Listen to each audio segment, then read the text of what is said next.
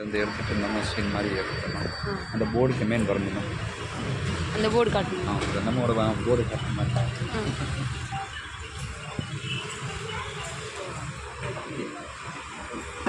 இப்படி சுத்தியா இப்படியே பார்த்தேன்.